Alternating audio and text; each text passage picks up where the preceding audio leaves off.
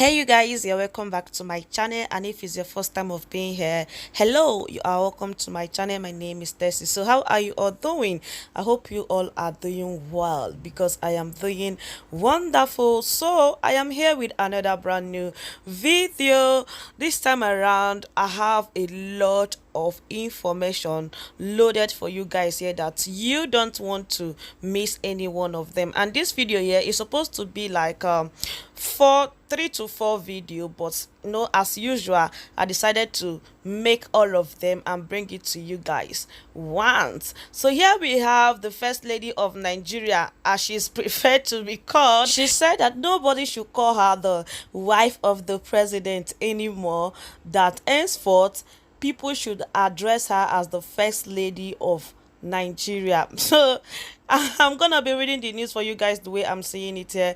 But before I continue, if this is the first time you're watching my video, or you have been watching without subscribing, what are you waiting for? Hit on that red subscribe button down below to subscribe to my channel, and also on the notification button, because in this channel we talk about politics, metro news, entertainment, and all of that. I don't want to mix any of them, so please hit on the red subscribe button down below to subscribe, also to support me. And I pray that the same way you guys are supporting me here in this channel, God will definitely send people that will support you in whatever you are doing in life, in Jesus' name, amen. So let's go straight to this news.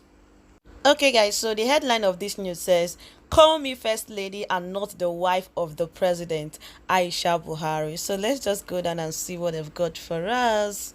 The wife of the president, Mrs. Aisha Buhari, on Thursday announced her decision to be addressed as the First Lady of Federal Republic of Nigeria. She said this decision will take effect immediately in order to resolve the issue of the title of the wife of the governors.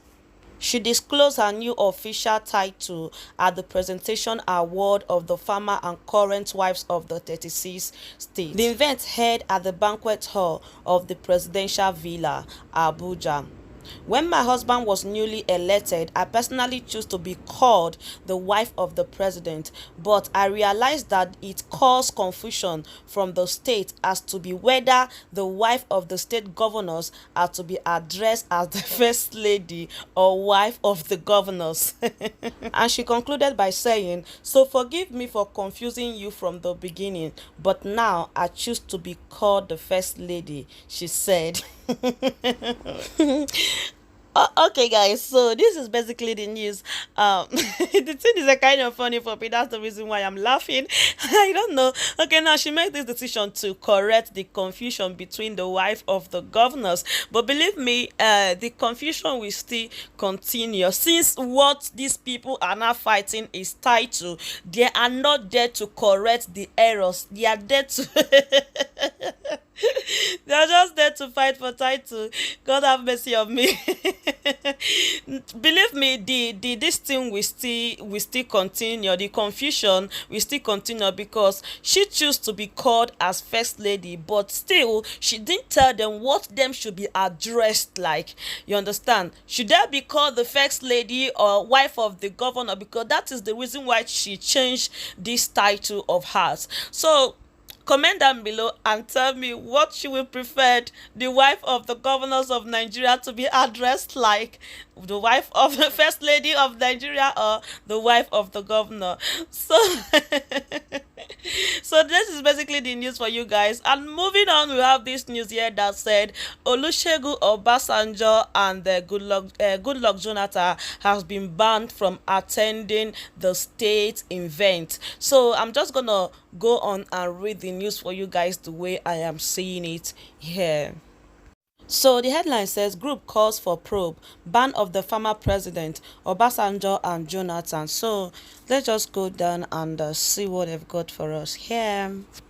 The federal government of Nigeria has been urged to immediately probe and ban the former president, Olusegun Obasanjo, and Goodluck Jonathan from further attending the state event. The call was made on Thursday by the Coalition for Nigeria movement in the statement signed by its convener, Patriot Sabo Ode, which also added that an immediate probe was a necessary penance for the alleged misdeed of the former president against the country. The group, which lauded the renaming of Abuja Stadium as Nko Abiola Stadium, among others, by the administration of President Muhammadu Buhari, also added that the Israel leader must be probed to ensure they pay for any crimes. The statement by the group read thus: "These developments have alerted Nigeria across class, ethnic, religious, and political divides. It is, however, alarming that there is a pocket of evil people that are saddened by the very fact that Nigeria's democracy has survived their repeated assault on it, which has made their intention to abort 2 decades of continuous democracy to fade serially. So toxic is their wish for the country that they are unable to hide their disappointment and anger that the country is on the path of thriving in spite of their willful act of sabotage against the nation." To this end, the Coalition for Nigeria movement hereby present a 7-point demand to the federal government, which must be met to prove that the present administration is not colluding with Obasanjo and Jonathan to ink the country. Our demands are that the federal government conduct a comprehensive audit of the government funds by probing national finance from 1999 to 2015. This probe should be with a view to unravel the mystery surrounding the loss of Nigeria resource, which has become imperative to unveil the true identity of those who stole Nigeria blind but are today parading as elder statesmen. That anyone indicted by the aforementioned investigation should be made to stand a trial and hand the stiffest punishment applicable where they are convicted. That the federal government should henceforth not extend any invitation to the state function to any of Olusegun Obasanjo and Goodluck Jonathan for using their position in the past to enrich themselves and family to the detriment of the common masses of our beloved country, the statement read in part. Okay guys, so this is basically the news. So according to them, Olusegun Obasanjo and Goodluck Jonathan used their past position to enrich themselves and their family. I agree, but what is this praises about President Muhammadu Buhari administration? Is it because he remembered Abiola, he now suddenly become the messiah of Nigeria, or what? Okay, is it President Muhammadu Buhari administration now that is not corrupt? Now, ever since he emerged the seat, he has discovered a lot of money. Where are the money? What do they use it for? I don't want to waste your time here. Feel free to share your opinion with me on the comment section concerning this particular issue. And moving on, we'll have Rochas okorocha as he declared that Igbo people becoming the president is practically impossible. I don't know why he says so, but I'm just going to be reading the news for you guys the way I am seeing it here. Okay guys, so before I continue, I'll have to remind you guys that before President Muhammadu Buhari was elected for the second term, he said that the Igbo people should support him, that he will hand over power to them after he finished ruling his second term. And that actually generates a lot of comment from people saying that is he not the owner of the country, that he can hand over the power to whoever he chooses to hand over the power to. Now, Rochas Okorocha, who is an Igbo man, now said it is impossible for the Igbo people to rule the country. So we just have to read and see his reason why, and let's find out the reason why he says so. Okay, so the headline says, "There is no space for Igbo presidency in 2023, Okorocha declares." According to report from the Cabal, the former governor of Imo State, Rochas Okorocha, who is now the senator representing Imo West in the National Assembly, has said the Igbo presidency does not exist. This is coming as a surprise, as Okorocha, who himself is an Igbo man, had earlier stated his intention to run for the post of president in the near future. Okorocha made his declaration as he spoke to journalists after he was sworn into the Senate on Thursday, saying that the Southeast region would have to work hard in order to end the position of presidency. Okorocha has been questioned on if there was any possibility that his party, the the All Progressive Congress (APC) would give its presidential ticket to a Southeasterner. The former governor had this to say: democracy is all about the people, and Southeast alone cannot make themselves president. So he said, power is not given, power is taken. The Southeast cannot just fold their arms and expect power to be given to them just because you want power. Power does not go with sentiment. Some of the time it is on issue, on ground. So you cannot be talking about Igbo presidency. It doesn't exist. We may be talking about Nigeria president of Igbo extraction, but that depends on what other geopolitical zone think about this issue. For me, what is important is let power be given to somebody who has something upstairs, who can put food on the table of common man, irrespective of religion or where you come from, Okorocha said. Okorocha, I agree with you. Like, in fact, you make sense. But are you trying to tell me now that the man on that seat, which is President Muhammad Buhari, is someone who has something upstairs, someone who is putting food on the table of the common masses? Is it what you're trying to tell me? Because I don't understand. So, brother Okorocha, you have to explain to me more better so that I can understand. You gotta go?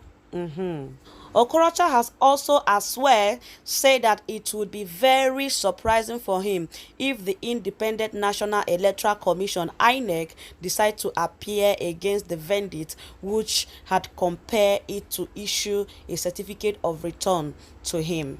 Duress means using mid or excessive force to compel someone to do something he or she does not want to do, he said. How would you have done that in returning her, where you have police, SSS and party agents, that in my own person working with gun or machete asking them to write results on my behalf?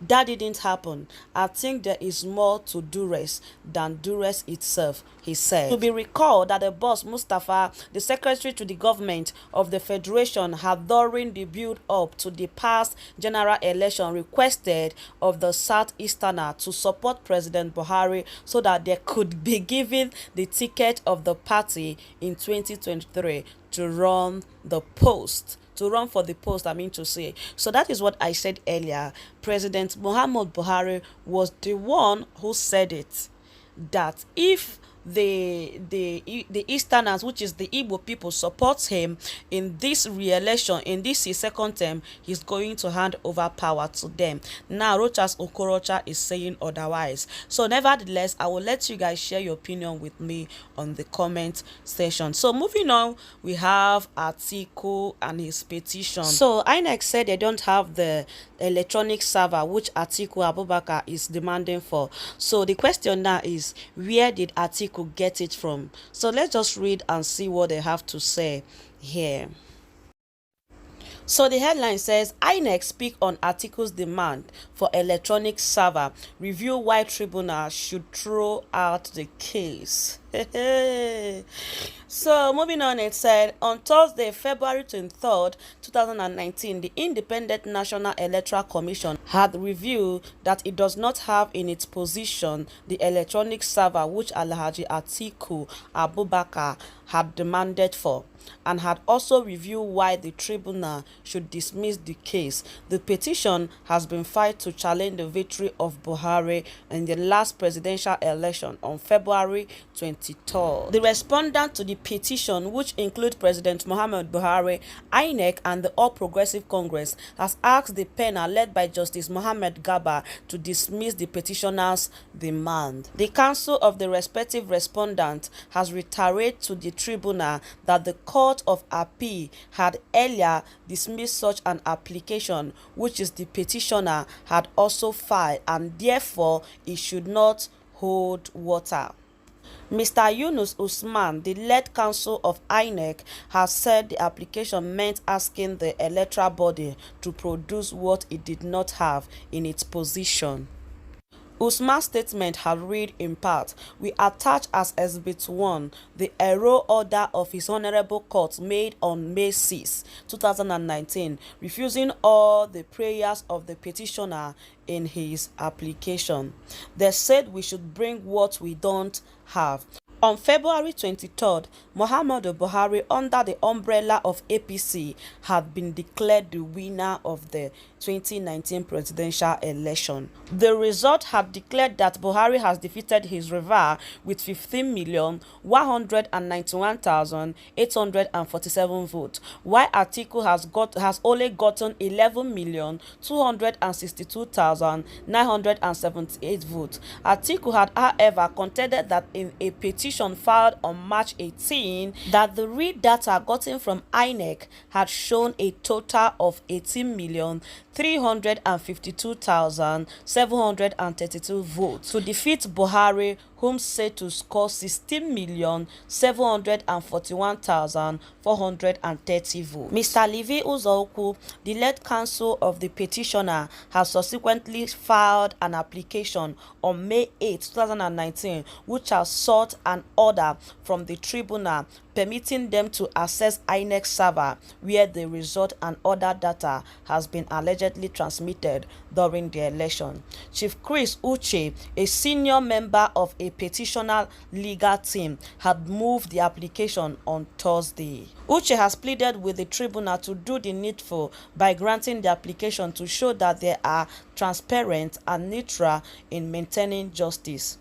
His statement has read in part: the application in summary asks for access to an inspection of the server of INEC and the smart card reader used in the conduct of the presidential election. We have addressed the issue in our counter affidavit, written address and reply on point of law, and we urge your lordship that the application be granted as prayed in the interest of justice, transparency and neutrality. He added that the transparency was necessary for the maintenance of the petition. Usman, the lead counsel of INEC, had reminded the tribunal of the counter-affidavit of his client, which had been filed on May 23 in opposition to the application, saying that since the Court of Appeal had refused similar application, then it is definitely should not be granted again. Chief Wole Olanipekon, leader of Buhari legal team, had then asked the tribunal to immediately dismiss the application. But why? Okay guys, so this is basically the news. The reason why they don't want them to check their server is what I don't know. For me, it simply means that there is cockroach in their cupboard.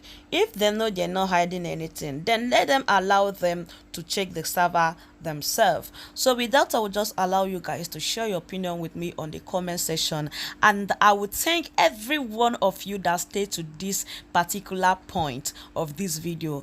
I really appreciate every one of you, and believe me, your patience, your support, your help in this channel is not taken for granted, even for 1 minute. I love you all, and I will just allow you guys to share your opinion with me on the comment section. And with that, I will just say thank you so much for watching, supporting, just like you guys has always supported me. Please like, share and subscribe to this my channel. And with that, I will say thank you so much for watching, and I will see you guys in my next video. Bye bye, until I come your way next time.